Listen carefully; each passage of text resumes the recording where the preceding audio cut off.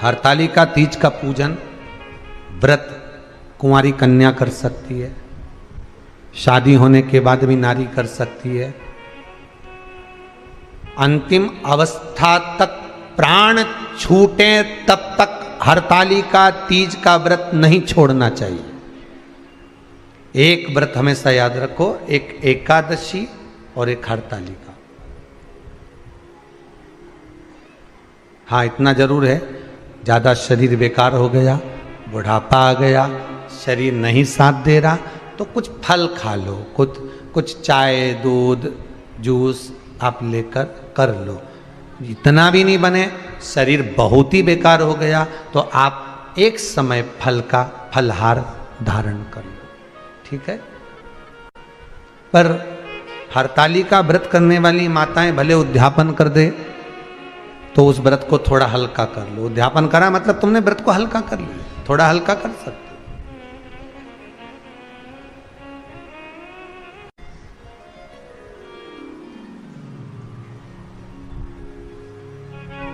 हरतालिका तीज का जो व्रत का उद्यापन करते हैं उसमें 5 चीज रखते हैं ना, 5 कपड़े स्त्री के, 5 कपड़े पुरुष के, 5 तरह का अनाज, 5 तरह का फलहार, 5 तरह का फल।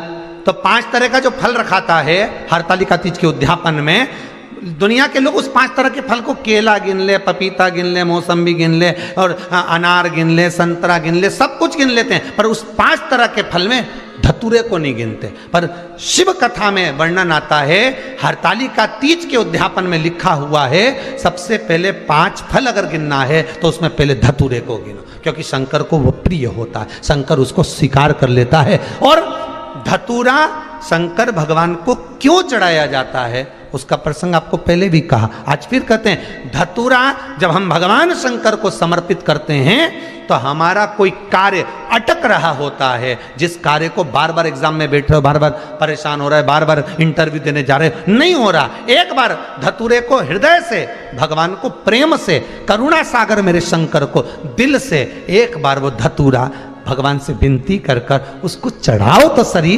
भगवान तुम्हारा कार्य सफल कर देगा, पर दिल से चढ़ाना, हृदय। हरतालिका तीज की पूजन करने वाले को चाहिए कि बालू का, मिट्टी का शिवलिंग बनाना चाहिए।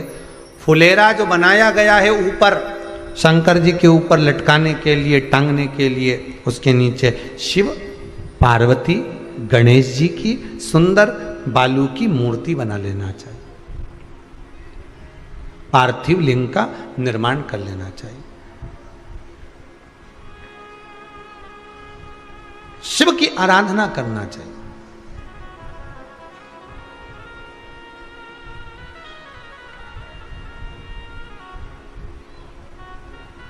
जो फल आपके पास में हो शंकर को समर्पित करना चाहिए, पूजन करना चाहिए, आराधना करो। सबसे पहली पूजन हरतालिका तीज की प्रदोष काल के अंतर्गत हो जाना चाहिए, शाम के समय पर। प्रयास करा करो प्रदोष काल के समय पर पहली पूजन हो जाए तो ज़्यादा अच्छा। पर लोगों की आदत रहती है कि 8 बजे तक, 8:30 बजे तक, 9 बजे तक पहली पूजन करें, फिर दूसरी आराम से, फिर तीसरी, फिर आराम से, फिर चौथी। तो ऐसा सब अपने अपने हिसाब से। पर शास्त्र रीति कहती है कि प्रदोष का जो समय होता है, प्रदोष काल जो होता है, शाम का जो समय होता है, उस समय पर हरतालिका तीज की पहली पूजन हो, जिससे आपका स्मरण चित्त शंकर भगवान में उस घड़ी, उस पल, उस क्षण में आप शिव के हो जाएं और शंकर आपका हो जाए। हाँ, अगर किसी के आने में देरी हो, कोई आ नहीं पा रहा है, बहुत देरी हो रही हो, तो हरतालिका पूजन व्रत वर्णन करता है कि शिवलिंग का निर्माण, पार्वती जी की मूर्ति का निर्माण, गणेश जी का निर्माण और फुलेरा जो बनाया हुआ है, ये प्रदोष काल के पहले बनकर तैयार हो जाना चाहिए। प्रदोष काल के अंतर्गत फुलेरा नहीं बनना, फुलेरा पहले बन जाना चाहिए। और बहुत विशेष बात ध्यान रखिए हरतालिका तीज की, कि शंकर जी का जो आपने स्वरूप बनाया है, पाटे में, थाली में, चौकी पर, चौरंग पर जो स्वरूप बनाया है, वो पहले नहीं रखना है। पहले क्या बांधना है? फुलेरा। पहले फुलेरा बांधिए, उसके बाद उसके नीचे शंकर जी को रखिए। कई अब जो हरतालिका तीज का पूजन करते हैं तो उनके लिए हो गया, अब दूसरे के लिए भी सुन ले। जो नारी हरतालिका तीज का पूजन नहीं करती, व्रत नहीं करती, साधना नहीं करती, उसके लिए भी कहा गया कि आप अगर ये व्रत नहीं करते हो तो एक कार्य जरूर करना, कहीं पर फुलेरा बंधा हो, हरतालिका की पूजन हो रही हो, 5 मिनट 10 मिनट निकालकर अपने आसपास के किसी पौधे में से पत्तियां लेकर या पुष्प लेकर, 5 वृक्ष की पत्ती या 5 वृक्ष के पुष्प लेकर शंकर भगवान को जब पूजन हो रही हो, 5 मिनट माताएं जब पूजन कर रही हों, तब आप भी उस पुष्प को, उस पत्तियों को शंकर को समर्पित कर सकते हो। ये नहीं चढ़ा सकते तो 5 फल, फल नहीं चढ़ा सकते तो 5 कुछ भी पुष्प आदि का आप शिव को समर्पित कर। पर क्यों चढ़ाया जाता है, किस लिए चढ़ाना चाहिए? तो कहा कन्या स्त्री अगर मान लो हरतालिका का व्रत नहीं करती, पूजन नहीं करती, आराधना नहीं करती, तो वो कन्या, वो नारी, वो स्त्री, वो पुरुष कार्य तो बहुत करेगा, दुकान भी 4 चलाएगा, व्यापार भी बढ़ाएगा, पर संपदा को जोड़ नहीं पाएगा।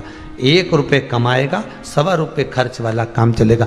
हस्त नक्षत्र में जो तृतीया पड़ती है, हस्त नक्षत्र के अंतर्गत जो तृतीया का महत्व कहा गया है, वो संपदा को बढ़ाती है, मनोकामना को पूर्ण करती है। इस नक्षत्र के अंतर्गत जो तृतीया आती है वो मनोकामना को पूर्ण कर कर चली जाती है। इसलिए शिव की आराधना के लिए प्रथम माने।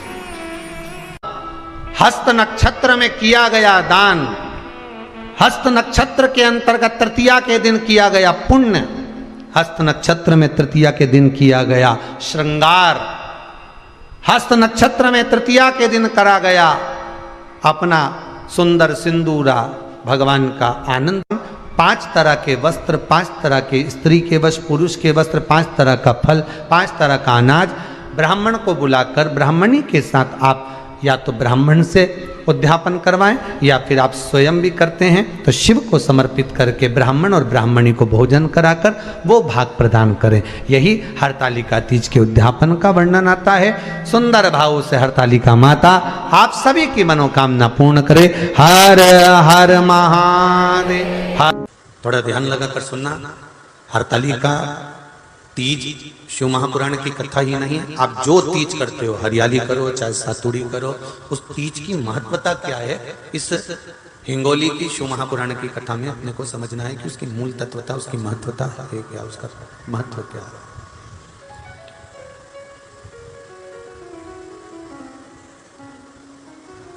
भगवान ब्रह्मा, भगवान विष्णु और भगवान शिव,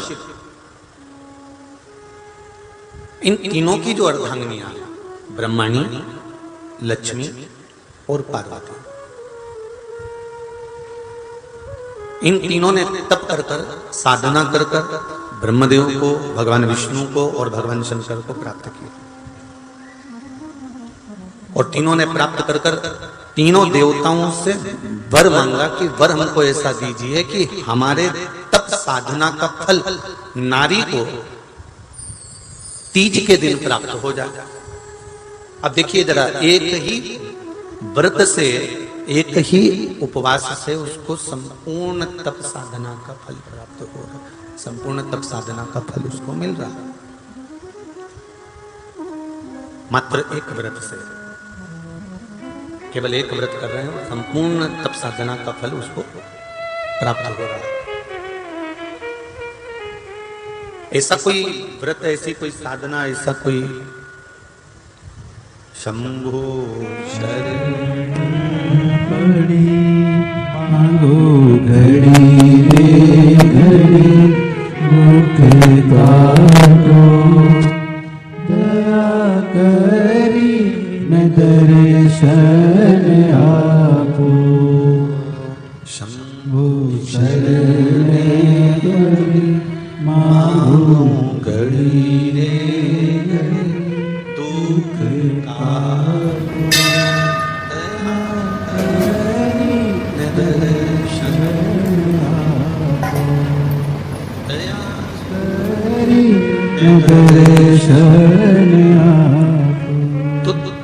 ब्रह्माणी ने ब्रह्मदेव से मांगा, लक्ष्मी जी ने भगवान विष्णु से मांगा, पार्वती जी ने भगवान शिव से मांगा कि ऐसा वर दे दीजिए जिस वर से एक ही व्रत करने से संपूर्ण फल की प्राप्ति हो जाए, संपूर्ण फल मिल जाए। ऐसा एक व्रत का फल दे दीजिए, मात्र एक व्रत का। अब देखिए, हरियाली तीज करने वाली माताएं थोड़ा ध्यान से सुनना।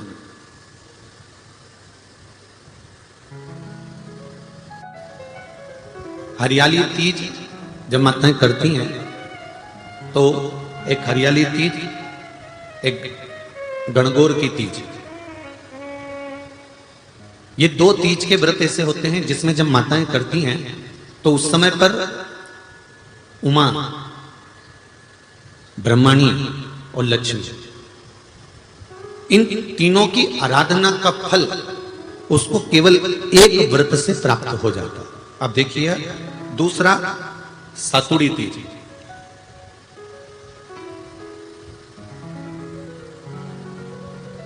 इसमें उमा और महेश्वर, उमा और महेश, ब्रह्माणी और लक्ष्मी, इन चार के व्रत तप का फल एक साथ सातुड़ी तीज के दिन प्राप्त हो जाता है। अब एक आती है हरतालिका तीज। आप लोग करते हो हरतालिका? यहाँ लोग करते कि नहीं करते? करते हैं यहाँ पे हरतालिका? कौन कौन करता है? जरा हाथ उठाओ तो जरा। अरे सभी करते हो, रखो रखो, बहुत बढ़िया, बहुत अच्छी बात। एक आती है हरतालिका तीज। इस तीज का व्रत माता पार्वती बेलवृक्ष के आनंद के साथ में फुलेरा बनाकर करती है, और जिसमें इस हरतालिका में माता पार्वती जी के जितने जन्म पहले हुए हैं, माता पार्वती का जन्म तो 52वें नंबर का, 52 नंबर पे माता पार्वती का जन्म है। इससे पहले तो माता के 51 जन्म पहले हो चुके, 51 जन्म माता पार्वती का पहले हो चुके। तो वो जितने जन्म माता पार्वती पूर्व में ले चुकी हैं, ब्रह्माणी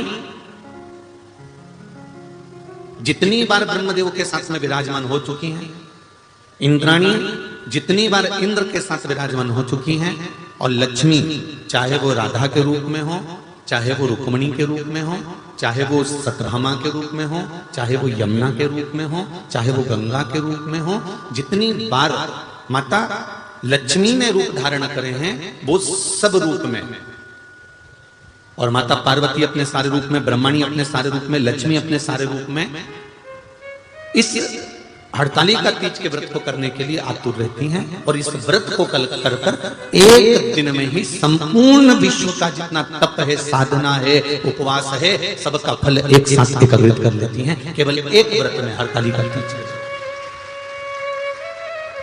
अब एक बात ध्यान से सुनिएगा, सारे व्रत, आपका अगर स्वास्थ्य खराब हो गया तो आप व्रत छोड़ सकते हो। जितने भी व्रत आप लोग कर रहे हैं पूर्व के, सोमवार, मंगलवार, एकादशी, छठ, पंचमी, चतुर्थी, अगर आपका स्वास्थ्य खराब है तो आप उस व्रत को छोड़ सकते हो, सारे व्रत को छोड़ सकते हो। पर तीज का जो व्रत होता है, हरतालिका जो व्रत होता है, ये व्रत एक बार लेने के बाद जब प्राण छूटते हैं तभी ये व्रत समाप्त होता है, अन्यथा बीच में ये व्रत समाप्त नहीं। ये व्रत समाप्त होता ही नहीं।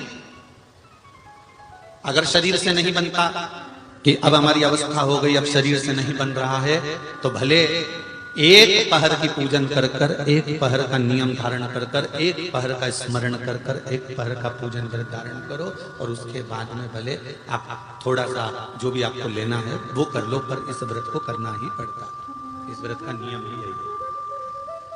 इस व्रत पार्वती मैं तुम्हें प्राप्त हुआ हूं, यह हरतालिका तीज के व्रत का फल है। शिव जी कहते हैं पार्वती, जो नारी हरतालिका तीज के व्रत का स्मरण करती है, फुलेरा जो बांधा जाता है उसमें 5 माला से ज्यादा माला लटकना चाहिए, 5 से कम नहीं। कितनी?